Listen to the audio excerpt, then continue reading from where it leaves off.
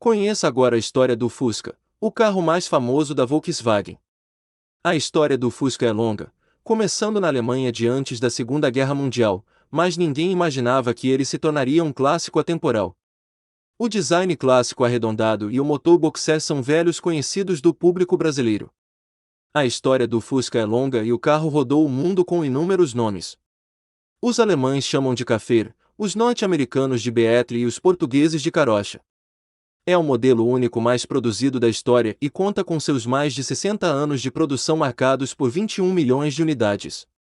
O modelo teve filhos, veículos que foram derivados da tecnologia do velho besouro. Entre eles, conhecidos dos consumidores tupiniquins, como Camanguia, Variant e Kombi. No entanto, isso também inclui crias de outras marcas do grupo Volkswagen, como os carros da linha Porsche. O clássico da Volkswagen tem tantos adeptos que os chineses criaram sua própria versão, o Balecat, um veículo elétrico com o design similar. Mas afinal, qual é a história do carro que virou febre no mundo? Você vai descobrir nos próximos tópicos. O carro do povo. A origem do Fusca é um tanto controversa. O projeto começou a ganhar vida ainda nos anos 1930, durante o regime hitlerista. Hitler estava focado em levar a Alemanha a um nível de modernidade compatível com as grandes potências mundiais. Por exemplo, com a introdução de tecnologias como o rádio, chamado de receptor do povo, ou Volksempfänger. Nesse, era impossível sintonizar rádios estrangeiras. A mesma lógica se aplicou à geladeira, chamada de refrigerador do povo, ou Volksküche. Assim, o regime lançava várias tecnologias rebatizando com um nome que fazia sentido para manter sua política ufanista. O carro do povo, Volkswagen, o nome original do Fusca que também batizou a marca alemã, originalmente surgiu com esse pretexto. O país contava com uma sociedade pouco motorizada e com veículos acessíveis apenas à burguesia alemã. Por isso, Hitler encomendou o projeto ao projetista Ferdinand Porsche.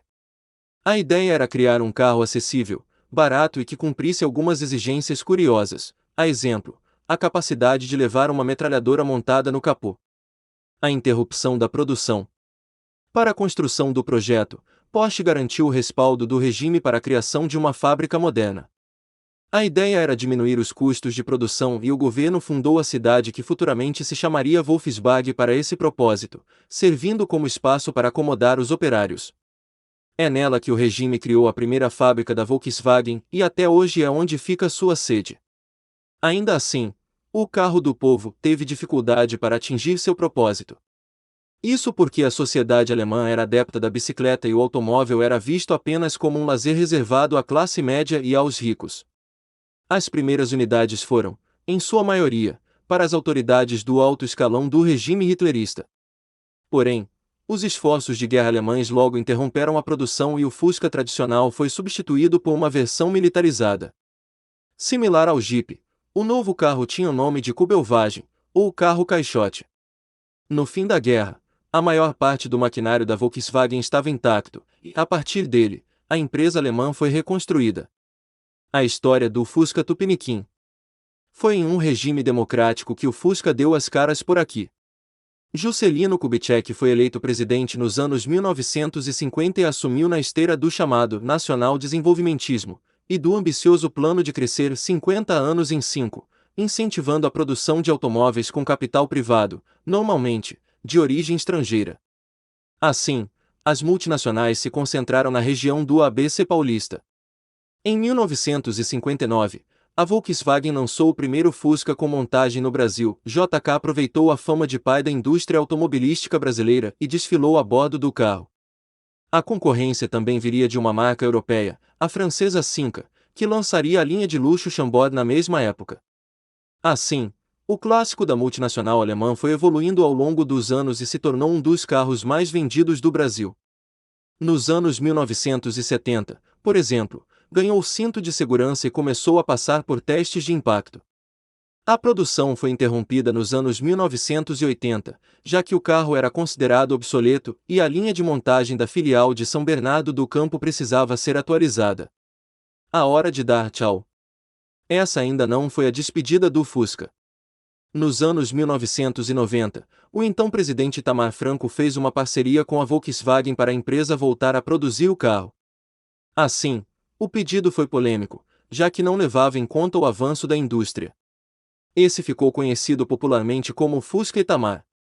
O clássico ainda passou por atualizações tecnológicas, simbolizadas pelo New Beetle e pelo Fusca 5. A evolução tecnológica foi representativa. O modesto motor experimental do projeto original de Ferdinand Porsche é bem diferente da poderosa engenharia de 211 cavalos que mais de 60 anos depois foi entregue ao novo Fusca. No entanto, apesar das tentativas de adaptar o veículo aos dias de hoje, o clássico da multinacional alemã precisou dar tchau, e a história do Fusca chegou ao fim. Isso aconteceu em 2019, com o último modelo sendo vendido aqui mesmo no Brasil. O Final Edition foi produzido no México e adquirido por um colecionador. O legado do Fusca. Apesar da origem controversa, o Fusca se tornou exatamente o oposto do que o regime hitlerista representava, sendo um sucesso comercial em países democráticos e que respeitam os direitos humanos. Diante disso, teve um papel importante para o acesso ao mundo automotivo em economias emergentes e para a democratização do acesso à mobilidade por 4 rodas. A própria Alemanha é um exemplo, pintando hoje entre os 15 países mais democráticos do mundo e tendo a chanceler que ocupou o cargo na maior parte do século XXI apontada como a líder do mundo livre. O grupo Volks ainda é um dos pilares da economia alemã, com um em cada 3 carros do país sendo da marca. A Volkswagen também é uma marca de prestígio no Brasil e está por aqui há mais de 60 anos.